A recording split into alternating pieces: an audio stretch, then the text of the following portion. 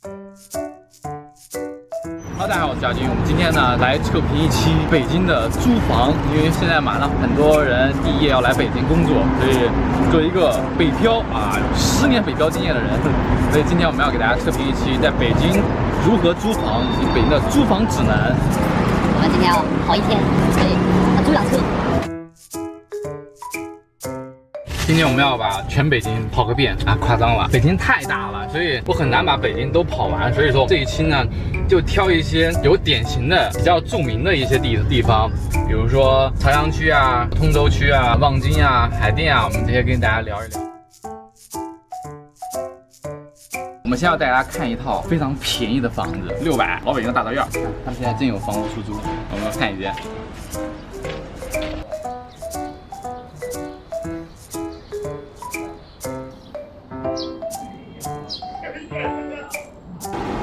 650块的房子就这样，还有空调呢，看看，还有电视 ，TCL 的电视，上面铁皮棚啊，铁皮棚。这个床太大了，2米多的床，这个床太大了。门口可以做饭，这样的房子公共设施，你跟那个高级公寓有什么区别是吧？这种老院子一般都没有独立卫生间，都是公厕，洗脸池什么都是共用的。然后它这个洗澡间比较有趣，洗澡间是那个热水袋，不带插电，硬靠这个袋子晒热了以后，晚上洗的时候水是温的。再过2月就可以吃了。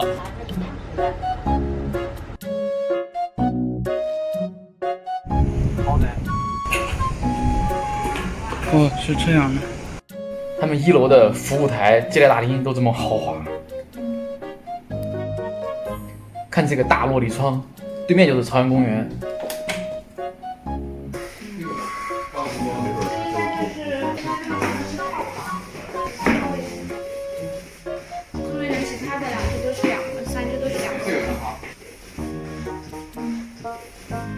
光好的没？注水泉可以算得上是比较好的了。那个次卧，这个我觉得他们肯定会写，每个卧室的采光都可以。这个房间好高级，比想中的好得很。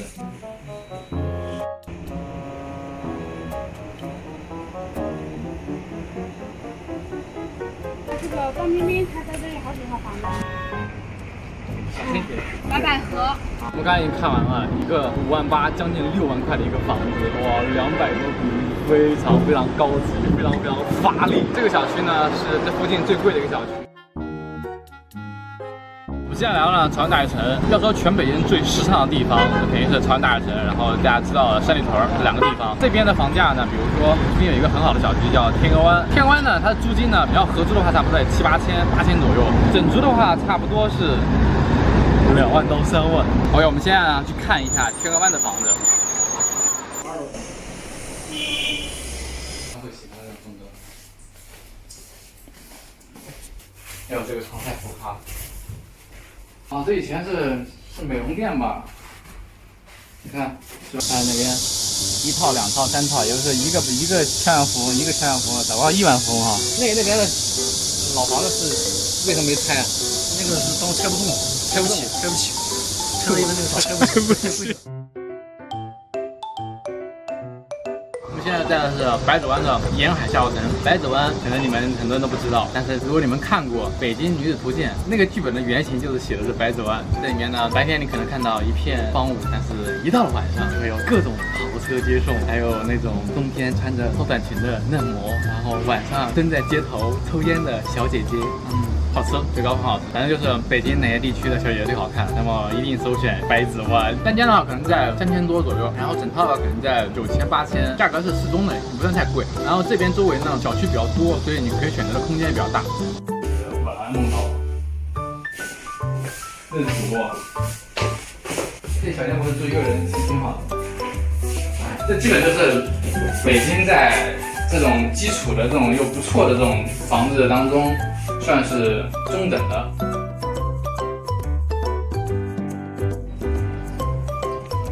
像素呢，合租的价格差不多在3000，整租的话差不多得7、8千吧，这样。很多是 loft 的房子，所以比较符合你一边上班一边住，就商住2用房。是女生喜欢的那种风格，对吧？公主房，人家是个公主。这个小区呢比较多的那个摄影师，算是北京的一个摄影师聚集地了。你看它的名字就是专门为摄影师去打造的一个小区。这个衡阳地产在橡树的口碑据说很不好，坑过房东，也坑过很多住户，经常又是房子弄坏了什么的，然后扣你押金啊，可能各种原因喜欢扣押金，所以大家住橡树的话，一定不要住衡阳。我们现在在望京，望京呢是北京一个比较不错的一个城区，然后这个城区呢主要以非常多的韩国人，然后所以被称为是北京的韩国城。望京的房价呢，单间呢基本在4000，整租的话可能得8、9千吧这个样子。看看这个房子什么样子。像这种呢，就属于个小中介，你甭管它真不真、假不假、骗不骗，但是我建议大家不要这种小中介找房子。那这间多少钱？这是主卧啊。这边是这样。这个是主卧，这个是这个是主卧。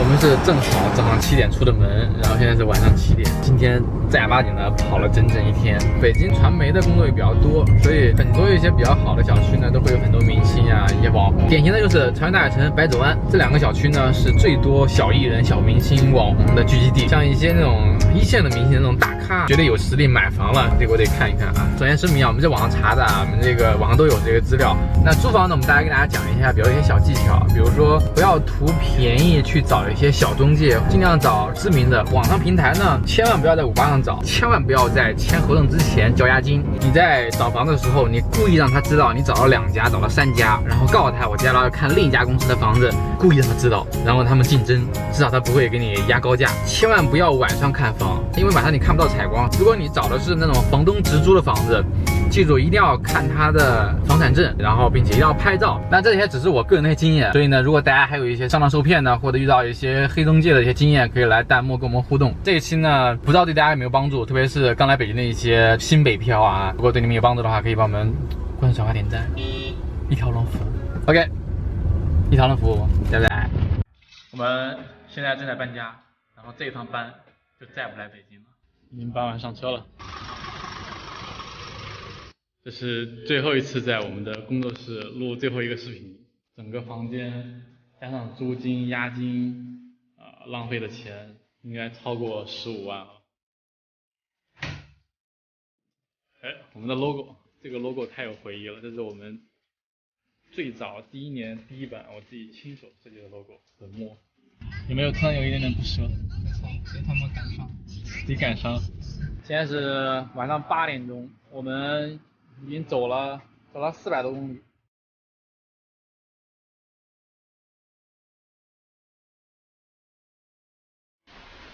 Hello， 大家好，我小军。今天呢是我们的股东大会。那我们今天的会议呢主要有以下几点内容。第一个呢就是我们搬到杭州了。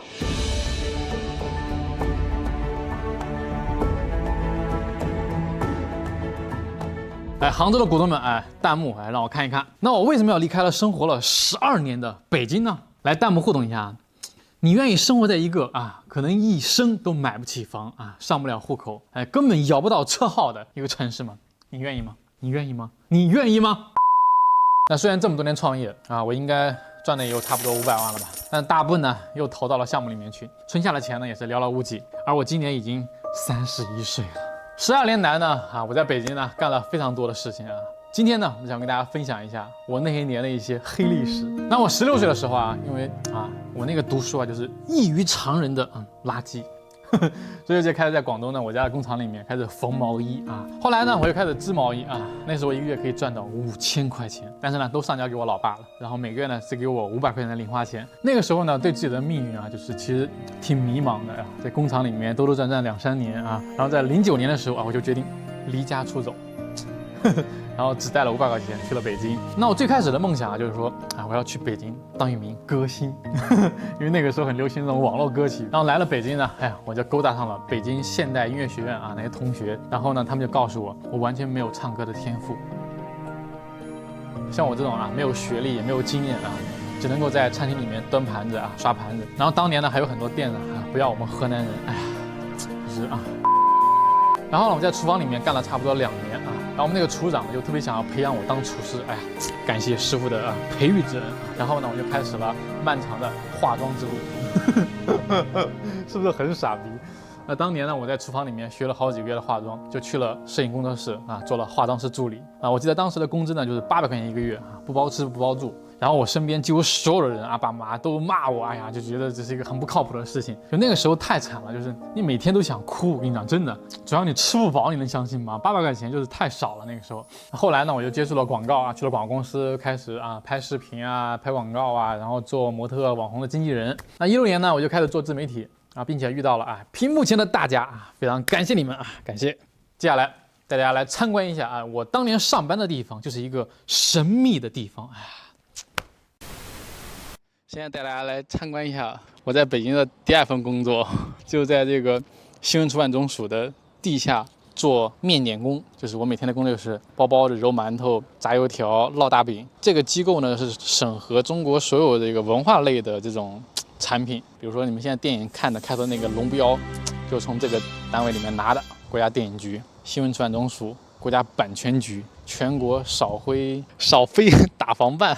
我刚来北京的时候是服务员，然后后来呢就干了2个月的装修，然后干这个装修呢，这个大姐就说：“哎，小伙子挺精神的，哎，干什么工作的呀？”然后这个大姐呢就介绍我来这个厨房里面，说在找这种学徒助理，然后一干就干了2年。做一个来北京有梦想的人，当然不甘心做一个面点工了，所以呢，我就趁着业余的时间，因为我每天只工作4个到6个小时嘛，我就在业余的时间内去学化妆。没错，我在厨房里面学的化妆。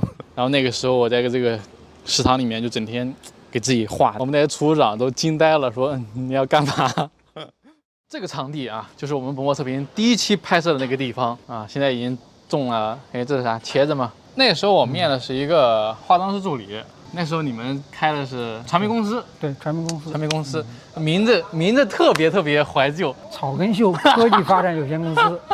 现在这个就是我们现在的工作室，然后我们的隔壁，我们的隔壁就是当年我第1份工作面试的地方。我记得那时候我们睡觉的时候是在楼顶睡觉。在北京搞艺术文化的都是奔着一腔热血、很理想的。一个从厨房里面每天包包的一个人，突然有一天跳到一家传媒公司，哇，做着跟音乐、影视相关的工作，哇，你知道那种什么感觉吗？就是完全是颠覆你整个人的这种价值观的。所以我是很兴奋的那时候。盛世一通，听着名字只感觉很老派。那时候我们做广告就是做那种第3方事件营销，通俗来说又是炒作啊，这种抄不对是吧？啊，包装，对。我记得之前我们合作的第1单啊，那时候你还多给我了一笔钱，你记得吗？后来我就来上班了。这个只能说明一件事啊，我当时眼光多好。我就大概说一下我对雅军的印象吧。这孩子比较倔，但是他身上呢有一些这个倔人应有的那种素质。就是他对于很多事情有不断的这种探索的这个欲望。雅军的成功是从失败到失败，但是最后呢，就是说，我觉得最重要的还是不要放弃。他身上印证一句话，就是他走过的每一步都算数。那了解完我们北京的历史过往啊，好吗？以后都是往事了啊。我们接下来呢，带大家了解一下我们杭州的电商公司。来，我们的大仓库。来，接下来给大家介绍一下我们线头计划，我们电商公司的产品。第一件是我们18年又在卖的爷爷的马甲。从此以后呢，我们的电商呢就定下了一个基调，就是粉丝需要什么，那我们就开始卖什么。来，我们买过这件马甲的家人们来扣个1好吗？那这件马甲的整个的皮毛呢是羊皮毛一体啊，也是用的是雪地靴那个皮毛，所以为什么焦作生产这种东西？那说到雪地靴呢，啊，就不得不说，哎，我们河南焦作的雪地靴，这个哇，应该太多人买过我们雪地靴吧？那买过雪地靴的来扣个2啊。那老股东应该知道，当年我们拍了焦作的雪地靴那个纪录片。拍完了以后，我们给当地带来了应该有10几万双啊，我们也算是对焦作有贡献的，好吗？那焦作呢，除了雪地靴呢，还有这种啊整张羊皮，这种用整张羊皮呢做的这种地毯，你也可以把它当做盖毯、沙发垫啊，车上的垫子也好，什么样好随便，还有各种各样的颜色啊，染了各种各样颜色。那买过乳胶枕呢，来我们也扣个1，让我看一看，乳胶枕也是啊，我们卖过很多件。此外呢，我们还上了2款新型概念这种网上现在叫什么猫肚枕头性价比很高，然后很软，德绒的保暖内衣之前看过我们的内衣测评的都知道，现在目前呢，国内呢保暖内衣做的最好的材料就是德绒这个面料。接下来呢，给大家介绍一下我们今年花了很多心思找的羽绒服和双面大衣，还有风衣，很基础的中长款的羊毛的双面大衣。那我们就不过多解释了部分的手缝，那别人呢可能会告诉你纯手工，但是不可能的。今年我们呢特别找了一些版型的，有些设计的，不知道大家喜不喜欢。纯棉的风衣这个风衣呢版型非常好看，然后很基础，2个大口袋。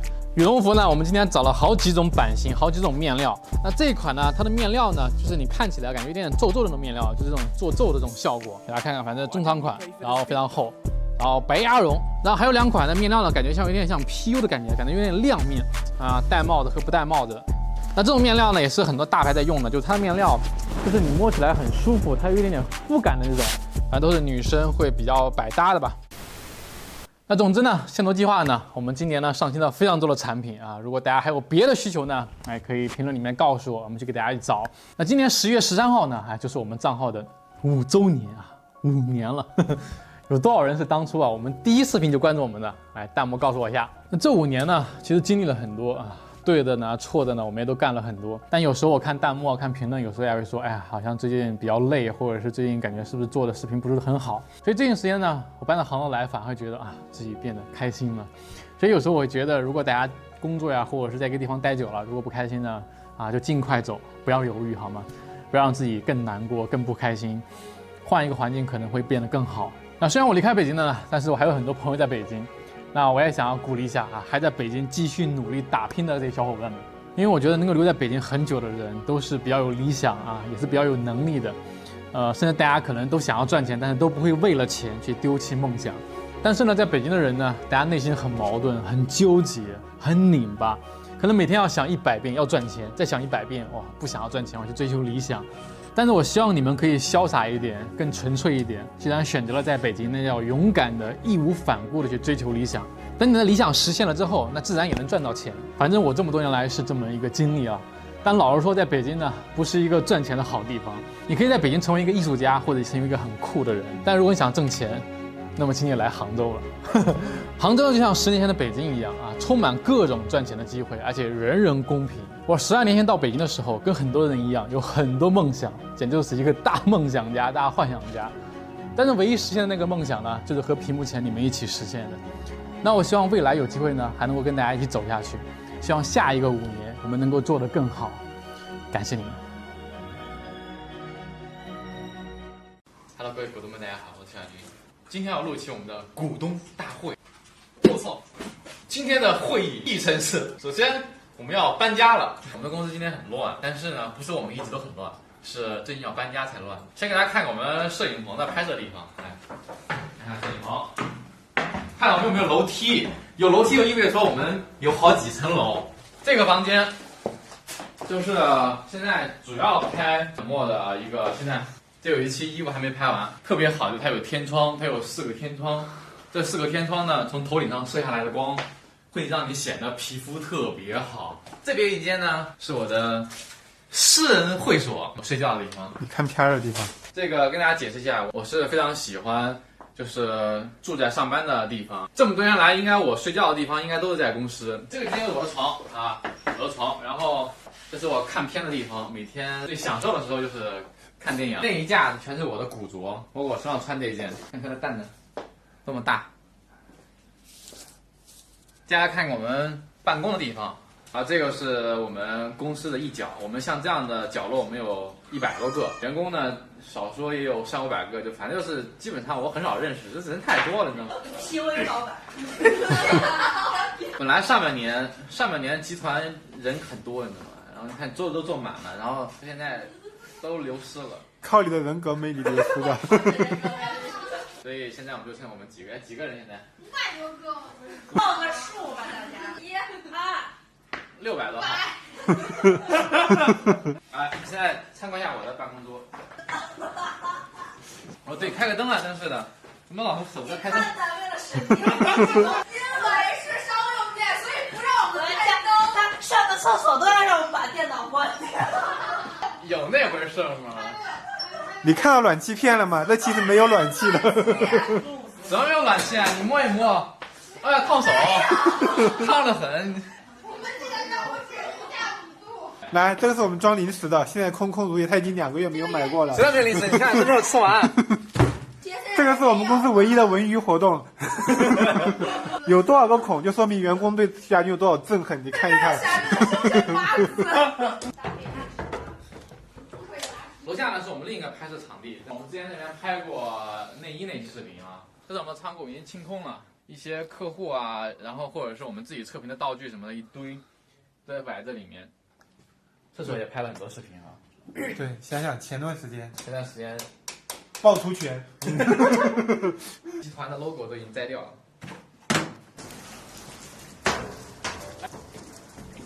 第一期的模测评就在这里拍的，就对着这个铁皮棚。7、8年前应该是吧，反正挺早的。我在厨房里面学完化妆以后，就出来。你在厨房里面学完化妆？没错，我在厨房学的化妆。那时候在厨房里面做面点师，剩工作之余就学了化妆。学完化妆就不想做了嘛，然后出来找工作，然后就面试了一家摄影工作室，做化妆师助理，在这个园区，做了几个月，所以呢，我对这个园区呢是有一些情感，所以后来我开公司以后，就又回到这个园区里面。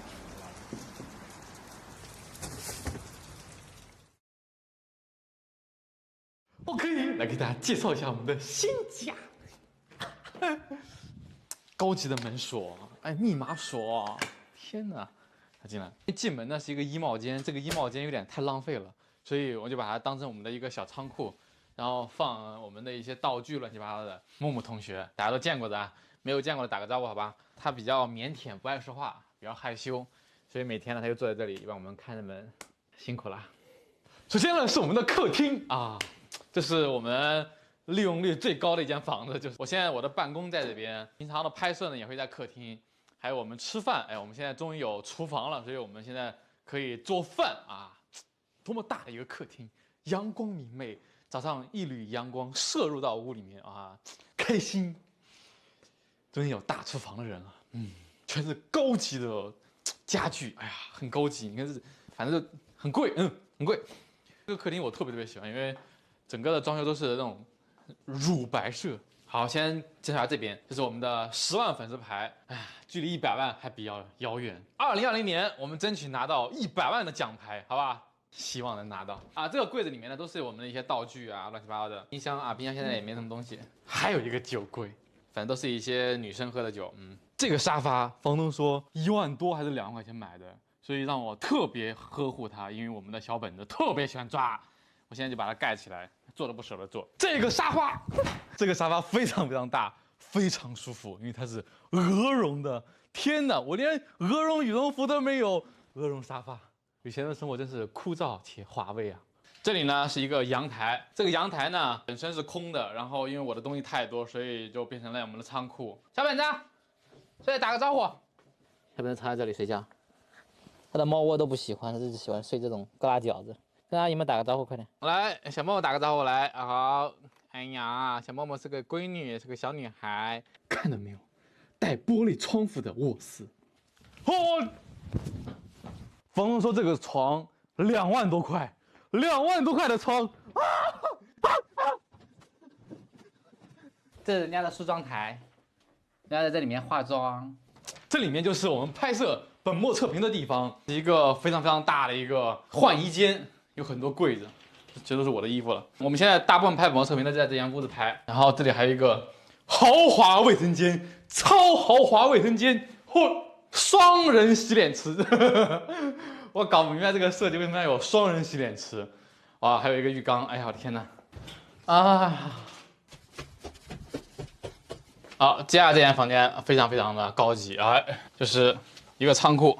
这是我的次卧，但是因为现在东西太乱了，所以把它当做一个仓库了，有点浪费啊。这一间就是我们的工作的地方，工作室，就剩我们现在都假装很认真的干活，我很欣慰。好，就这样。那为什么会搬家呢？目的有2个。首先第一个呢，之前我们的房子呢有点浪费，另外很重要的原因就是说，我们拍衣服，我们发现就是需要装修的比较好看，比较高级感一点，这样的话会显得衣服比较好看。其实我们这个房间呢，比之前那个还要便宜，那个一楼的价格呢是24000，230平，其实有点大，我们用不完。这边呢是一个别墅区，但实际上它因为是民用嘛，所以整个的水电啊，包括租金呢都会比较便宜一点点。我们这个160平没有那么大了，价格是13500。这个房子呢，房东说花了1000多万买的，我的天呐，我这一生还有可能买一套1000万的房子吗？我们跟大家汇报完了我们这1000万的别墅，再跟大家讲一讲我们今年的公司年终业绩汇报。特别做了文件，显得很正式、很专业。我们今年呢是做了将近70多个视频，全网呢累计的播放量呢大概在3000万。然后 B 站呢，我们的股东一共发射了94700多条弹幕，一共有43000多条评论。然后呢，我们一共测了900多件商品，其中涉及到700多家的超薄店铺。那纪录片也被很多媒体转载推荐，还是被受到了认可，也收到了律师函。全网上测评博主能收到律师函都是屈指可数，所以这种自豪感油然而生哦。VCL 3视频的话，差不多有6、7次吧。受于压力啊，我们也删过2条视频，老股东应该都知道的啊。然后最重要的呢，粉丝数，我们的 B 站呢，差不多增长了20万粉丝，微博呢增长了40-50万粉丝吧。总体来讲呢，我们的播放量啊、粉丝数啊，都比头一年呢要增长了应该2倍吧。主要是归功于我们今年的纪录片，也很感激各位股东们观看我们的纪录片啊。然后就是大家最关心的啊，也是我们所有 UP 主们最关心的，就是广告收入啊。我们今年的广告收入呢，也比去年增长了，应该有2至3倍吧。大概呢，应该有10几个广告商。感谢各位广告商爸爸的投食赞助，感谢。具体我们挣了多少钱呢？既然是股东大会，所以我们也不能隐瞒，对吧？粗略的细算了一下，大概有200万左右的营收，还是不错的吧？然后我们的开支呢，大概全年是100多万啊，反正也不少。主要的开支呢，就是来自于房租，还有就是我们同事的工资。所以在这里就跟大家揭开一个真相，不要随便听网上那种新闻说网红月入100万，说好的月入100万呢？反正我是没有，反正做测评就是比较苦逼了。那我们的广告呢，大部分都来自于微博，很多爸爸呢都跟我们要定制视频，就是整个视频里面只有他一家。这也是为什么很多人会说我们的 B 站很少抽奖，在微博抽奖，要给爸爸一点数据，所以抽奖确实在微博比较多。OK， 汇报完了业绩，然后我们讲一讲2020年的公司的发展计划。首先我要宣布一件对我来讲比较重要的一件事情，就是我们的账号名本墨测评有可能会改名字。之前做了一个新号叫小金频道，我发现同时跟2个账号，每一周要更4条视频的话，我的身体实在吃不消啊，所以有可能会把这2个账号合并起来。内容呢其实不会变，只不过说我们想要做更多一些偏记录的户外的一些视频，所以这是我们改名字的一个目的。希望股东们能够理解啊！如果你们有什么意见呢，也可以来告诉我。还有一个事情要汇报，就是我们的店铺本墨优选。年后呢，我们可能会做一些调整，有可能会做衣服，有可能也不做啊。2020年呢，对我个人而言呢，还有一件比较大的事情，就是我进入到了人生中的30岁。你们不知道一个男人30岁对他来讲意味着什么。那我们中国呢有这样的一个传统，就是30而立。你到了30岁，你就要成家立业。然后我30岁呢，没有成家立业吧，还算是我觉得应该还是立了吧。结婚呢，这个感觉还有一段距离啊。感情最近还算是比较稳定啊。我的木木同学就在旁边看着我录视频。最后我们股东分红福利，我们微博抽8个小股东，瓜分888块钱。B 站我们也抽8个小股东，也是888块钱。钱虽然不多，我们图个好运，祝各位股东们2020年暴富啊，暴富！以上就是我们这一次的年终股东大会所有的内容，我们散会，拜拜。